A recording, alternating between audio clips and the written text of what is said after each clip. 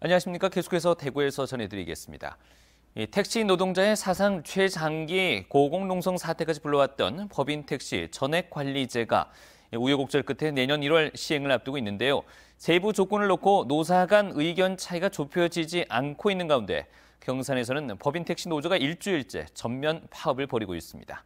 도건엽 기자가 보도합니다. 회사 마당이 운행을 멈춘 택시들로 가득 찼습니다.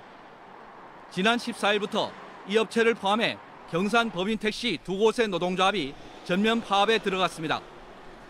택시 산학금을 폐지하고 완전 월급제를 도입하는 법안이 지난 8월 국회를 통과해 내년 1월 시행을 앞두고 있지만 수익금을 어떻게 배분할지를 놓고 노사 간 의견 차이가 큽니다.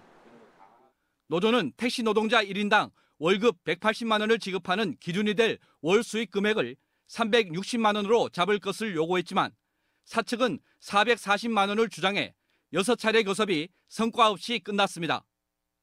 12시간 꼬박 밥 저녁 시간도 굶어가면서 일을 해도 하루에 총 올리는 수익 금액이 11만 원에서 12만 원인데 사측에서 요구하는 조건은 최저임금에 따른 180만 원 주기 위해서는 하루에 17만 6천 원 정도 회사에 입금을 하라고 하니까 저희들은 도저히 감당이 어려워가지고 임금은 최저임금이니까 고정되어 있습니다. 변동할 수 있는 게 매출밖에 없습니다. 그게 문제입니다. 파업 전부터 장시간 노동과 과도한 산학금 문제 해결을 요구하며 경산시청 앞에서 150여일째 농성을 벌여온 택시 노동자들은 노사 협상에서 중요한 문제가 간과되고 있다고 목소리를 높였습니다. 노동조건 개선과 질 높은 택시 서비스 제공이라는 전액관리제의 도입 취지를 살리기 위해서는 기준금을 정할 때 전제 조건을 명확히 해야 한다는 것입니다. 기준금 부족 시에 임금에서 공제를 하겠다든지 징계 해고 조항을 넣겠다 그러면은 예전 산학금제랑 별반 차이가 없으니까 그 기준금이라는 게 저 성과급을 주기 위한 기준금이 돼야지. 업체 한 곳은 노조가 파업을 하자 바로 직장을 폐쇄해 사태가 길어질 조짐까지 보이고 있습니다. MBC 뉴스 도건협입니다. 중소기업의 기술 연구를 돕기 위해서 설립된 한국패션산업연구원이 심각한 경영난을 겪고 있습니다. 사무실로 쓰는 건물이 경매에 넘어갈 처지인데 연구개발 사업 비리 의혹으로 경찰 수사까지 받고 있습니다. 권윤수 기자가 보도합니다. 한국패션산업연구원이 2017년 숨진 직원의 산업재해 위로금 2억 2천만 원 중 1억 3천만 원을 못 줘 건물이 경매에 넘어갈 위기에 놓였습니다. 9월 달인가 8월 달인가 지금 명령서가 지하에 날라왔고 10월 달쯤에서 본압류 경매 처리한다는 통지서가 왔었거든요. 올 초엔 직원들 월급도 제때 못 줬고 현재 직원 4명이 무급 휴직에 들어갈 정도로 경영난이 심각합니다. 관리 감독권이 있는 산업통상자원부나 해마다 수억 원의 위탁 사업을 주는 대구시는 대책을 내놓지 못하고 있습니다. 시에서 못 승인을 했다거나 그러면은 우리가 당연히 주도적으로 나서가지고 대책을 세워야겠는데 산업부에서 주도적으로 했고 이제. 경영난은 2017년부터 시작됐습니다. 산업통상자원부가 운영비 지원을 끊고 대신 정부의 연구개발 과제를 따내 직원 월급과 운영비를 충당하라고 요구했습니다. 실제로는 과제 따기가 쉽지 않았습니다.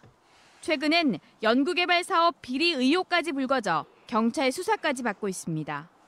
원장도 몇 달째 없어 선장 없는 배나 마찬가지인데 새 원장을 뽑으면서는 사성장군 출신이 서류 심사 1등을 해 자질 논란까지 빚었습니다. 조직 관리라든지 특히 이제 어떤 예산을 따오는 거라든지 원장은 이제 큰 어떤 프로젝트에 강해야 되는데 그런 면에서 일단은 평가를 받은 것 같아요. 섬유 패션 중소기업의 연구개발을 돕기 위해 만든 한국패션산업연구원이 관련 기업을 돕기는커녕 자생력마저 의심받고 있습니다. MBC 뉴스 권윤수입니다. 기상 악화로 사흘째 중단됐던 독도헬기 추락 사고 실종자를 찾기 위한 수중 수색이 재개됐습니다. 범정부 현장 수습 지원단은 독도 인근 해상에 풍랑주의보가 해제돼 오후부터 광양함을 투입해 잠수사와 무인 잠수정 등을 이용한 실종자 수색을 재개했습니다. 잠수함 구조함인 청해진함이 기계결함으로 수리에 들어가면서 포화 잠수사 등을 활용한 수중 수색은 어렵게 됐습니다. 어려운 이웃을 돕기 위한 희망 2020 희망 나눔 캠페인이 시작됐습니다. 사회복지 공동모금회는 오늘 오후 옛 중앙치안센터 앞에서, 경북 공동모금회는 오늘 도청 앞에서 각각 희망 나눔 캠페인 시작을 알리는 사랑의 온도탑 출범식을 가졌습니다. 대구는 사상 처음으로 100억 원이 넘는 100억 2천만 원의 목표를 향해 캠페인에 들어가고, 경북은 154억 6천만 원을 목표로 따뜻한 마음 모으기에 나섭니다. 하나원큐 K리그 2019 대상에 대구FC의 안드레 감독과 세징야 선수가 최우수 감독과 MVP 후보로 선정됐습니다. K리그1 최우수 감독상 후보에는 대구FC의 안드레 감독과 함께 김기동 포항 감독과 모라이스 전북 감독, FC 서울의 최용수 감독이 올랐습니다. MVP에는 대구FC를 창단 첫 파이널 A로 이끈 세징야 선수가 울산의 김보경, 전북의 문선민, 포항의 완델순 선수와 함께 경쟁을 펼칩니다. 각 구단 선수와 감독, 미디어 투표로 결정되는 K리그 대상 수상자는 다음 달 2일 시상식에서 발표됩니다. 이상으로 MBC 뉴스를 마치겠습니다. 고맙습니다.